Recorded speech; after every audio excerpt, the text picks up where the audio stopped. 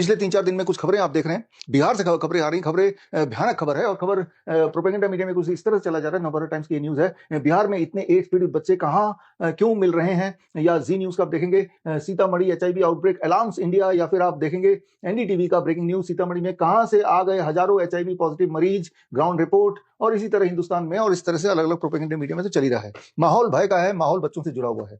लेकिन बच्चों की बात करने से पहले, भय की बात करने से पहले, क्या आज आप बोल सकते हैं कि हमारे 150 करोड़ भारतीयों में इस तरह के क्रांतिकारी विचार या क्रांतिकारी एक्शन वाला कोई एक इंसान जो आजाद भारत में जरूर आप बोल सकते हैं, याद कर सकते हैं राजीव दीक्षित जी को, लेकिन उसके अलावा ऐसा लगता है कि भारत के जो हवा में ही एक तरह का करप्शन आ गया है, हवा में ही एक तरह का डर का माहौल आ गया है।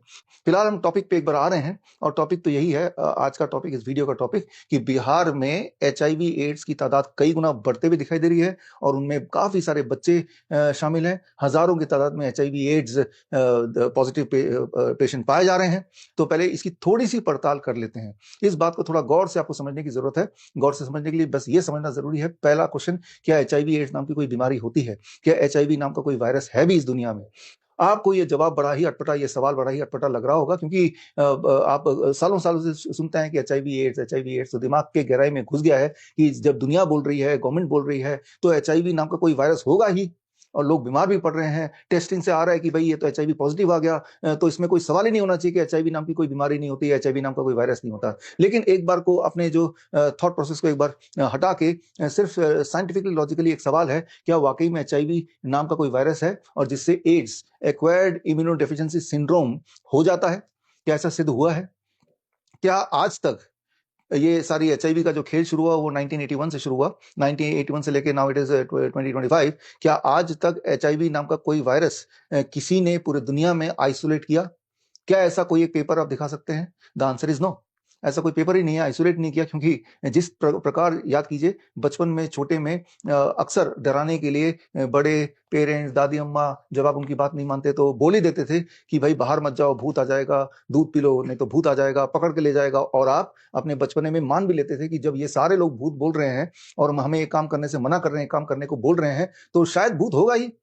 लेकिन जब आपने अपनी सूझबूझ से समझा, तो आने वाले समय में और जैसे जैसे बड़े हुए तो पता चला कि वो तो एक स्टंट था, भूत नाम की जो कोई चीज है ही नहीं दुनिया में, वो तो डराने का एक तरीका था। अगर तो भूत है, तो अब आपको कोई कोई बोलेगा कि भूत है, तो आप बोलेंगे सबूत ला के दिखाओ, कोई तो सबूत लाओ, कोई साइंटिफिक एविडेंस लाओ, और जब तक कोई साइंटिफिक एविडेंस देगा नहीं, आप मानेंगे नहीं।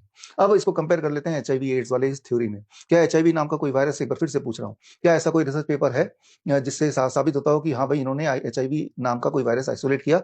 आपको जान के आश्चर्य होगा कि ऐसा कोई भी पेपर है ही नहीं। There is no paper as such. अब आते हैं दूसरे सवाल पे, अगर एचआईवी नाम का कोई वायरस नहीं है, तो एक इंसान से दूसरे में वो कैसे, एक इंसान को एचआईवी है, उसने किसी से इंटरकोर्स किया, उसको भी एचआईवी हो गया, ये कैसे पॉसिबल हो रहा है? या ब्लड ट्रांसफ्यूजन से कैसे दूसरे को एचआईवी हो रहा है, ये कैसे पॉसिबल हो रहा है? अगर आप इस थ्योरी पे विश्वास करते हैं, तो एक और सवाल मैं पूछता हूं कि मान लीजिए कि जिसको बोलती है दुनिया या डॉक्टर की इसको एचआईवी एड्स पाया गया, उसका ब्लड लेके अगर आप मेरे बॉडी में डाल देंगे, क्या मुझे एचआईवी एड्स हो जाएगा? क्या मैं भी एचआईवी पॉजिटिव आ जाऊंगा? The answer is no. बल्कि आज से कुछ साल पहले, to very precise 7 April 2018, that is World Health Day, उस दिन मैंने एक अनाउंसमेंट की थी और साथ में किताब रिलीज की थी। वो किताब की कॉपी मैं आपको दिखाता हूँ। This is the book, HIV AIDS the greatest lie of 21st century. ये किताब रिलीज की थी और साथ में मैंने एक चैलेंज भी रखा था, जो चैलेंज 2018 से लेकर अभी भी वो चैलेंज ऑन है। इस चीज को लगभग 8 साल हो भी गए हैं। और चैलेंज ये कि अगर किसी को भी लगता है कि एचआईवी एड्स नाम की कोई बीमारी है, तो और इस तरह के पेशेंट होते हैं, तो ऐसा कोई भी पेशेंट पकड़ लाइए और लाके उनका ब्लड मीडिया के सामने मेरे बॉडी में डाल दीजिए, तो मुझे भी एचआईवी एड्स हो जाना चाहिए, मुझे टेस्ट कीजिए, फिर पॉजिटिव आ जाना चाहिए। वो चैलेंज तब से लेकर अभी तक खड़ा है, अभी तक कोई एक भी नहीं आया, क्योंकि असलियत ये है कि ब्लड ट्रांसफ्यूजन और सेक्स से एचआईवी फैलता है, ऐसे कोई सिद्ध अभी तक नहीं हुआ, वो सिद्ध हो भी नहीं सकता। जिस तरह से दुनिया कितना भी बोले भूत है, लेकिन जब भूत रियलिटी में है नहीं, इसीलिए आपको कोई भूत पकड़ के लेके जा नहीं सकता, उसके लिए उसका होना आवश्यक है। ठीक उसी तरह से एचआईवी एक से दूसरे के लिए होने के लिए एचआईवी नाम का बग होने की आवश्यकता है, जो कि है नहीं। तो मैं फिर बोल रहा हूँ कि एचआईवी नाम का कोई वायरस है ही नहीं इस दुनिया में। अगर आपको यकीन नहीं आ रहा तो सारे सबूत मैंने इस किताब में डाल दिया, और ये किताब आपको अगर पढ़ना है, हिंदी में है, इंग्लिश में है, 2018 में रिलीज की थी। स्क्रीन पे दिए हुए लिंक में जाके आप ये किताब फ्री डाउनलोड करके पढ़ सकते हैं, इसके सारे सबूत देख सकते हैं आप आंखों से। ये तो टेस्टिंग का खेल है।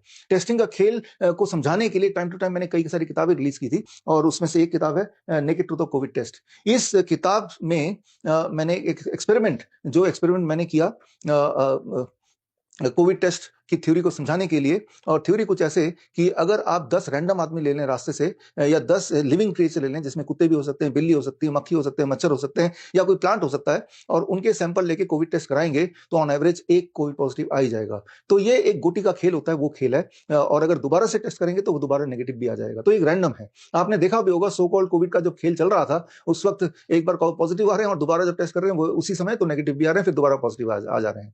तो वो टेस्टिंग का खेल है। टेस्ट के माध्यम से एक हेल्दी इंसान को साबित कर देना कि आपको कोविड हो गया, टेस्ट के माध्यम से आपको साबित कर देना आपको एचआईवी एड्स हो गया। तो मैं आपको ये बताना चाह रहा हूं कि जो आरटीपीसीआर टेस्ट किट है उसको बेस बना के कभी एचएमपीवी के नाम पे डराते हैं, कभी कोविड का खेल करते हैं, तो कभी एचआईवी का खेल दोबारा से करने लग जाते हैं। ये टेस्ट इस तरह से काम करता है कि फॉर एग्जांपल अगर हम एचआईवी एड्स की बात करें, आप 100 सैंपल ले लें, 100 इंसान के सैंपल ले लें और उन सबका एचआईवी टेस्ट करा देंगे, तो करीब 1% से 2% लोग उसमें से कोई भी को एचआईवी पॉजिटिव दिख ही जाएगा। That's how the test is made. Even if उसमें कोई भी सिम्टम किसी भी तरह के ना हो तब भी दिख जाएगा। तो अब आप सोचते हैं कि भाई ये जो एचआईवी का खेल क्यों होता है, क्यों कोई करेगा?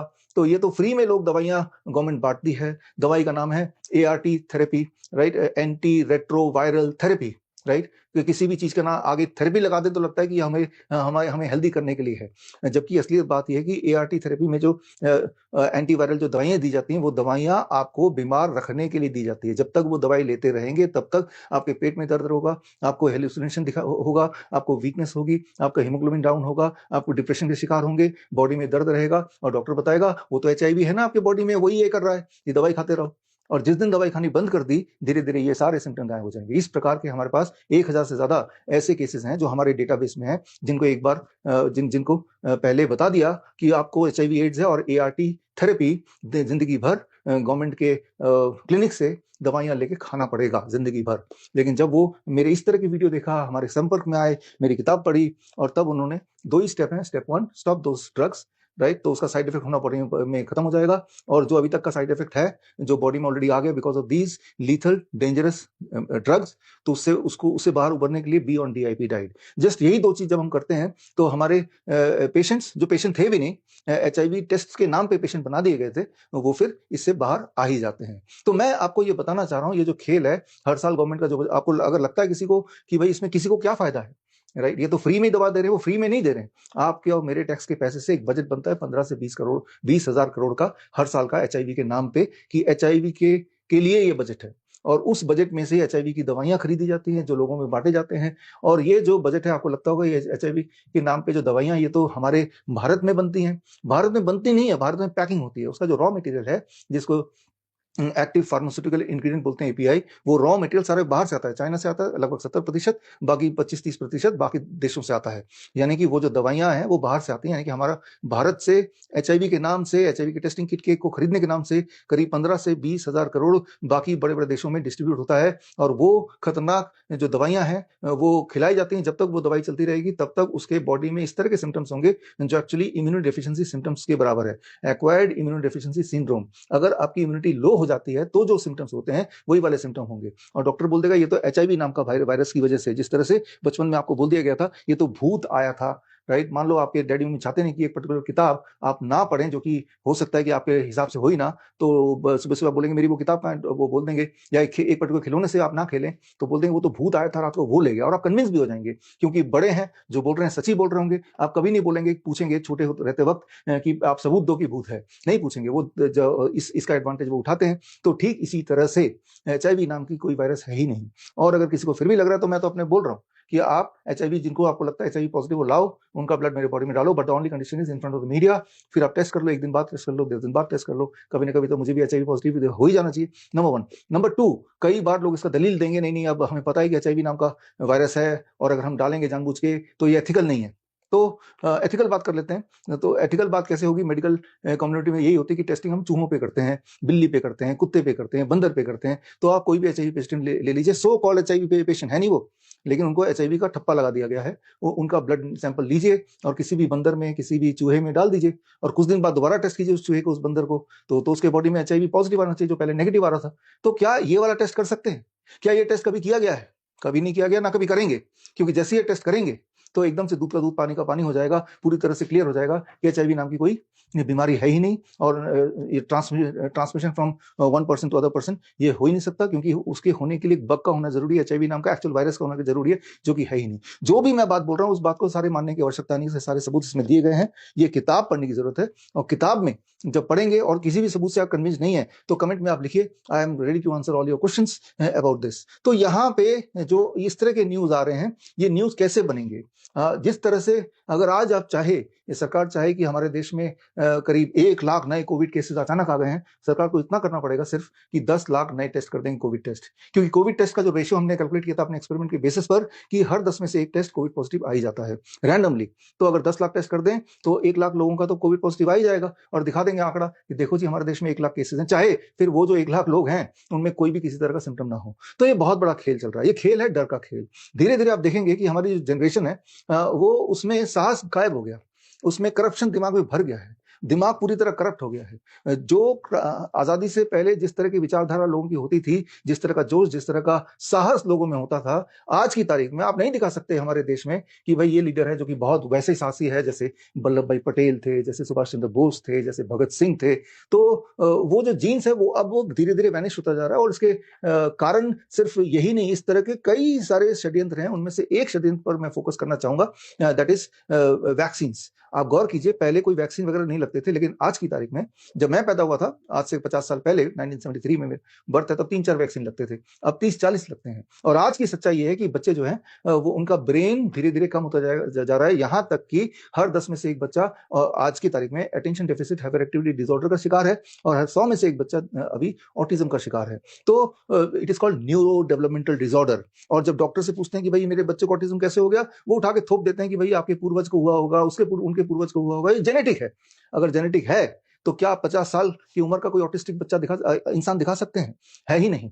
तो जैसे जैसे ये एलोपैथी आती जा रही है, हमारे ब्लड स्ट्रीम को पूरी तरह से करप्ट करती जा रही है किसी न किसी बहाने, और जब सिस्टम पूरा करप्ट हो गया, ब्लड पूरा करप्ट हो गया, हमारी सोच भी करप्ट हो रही है। तो मतलब there is a corruption in the air, right?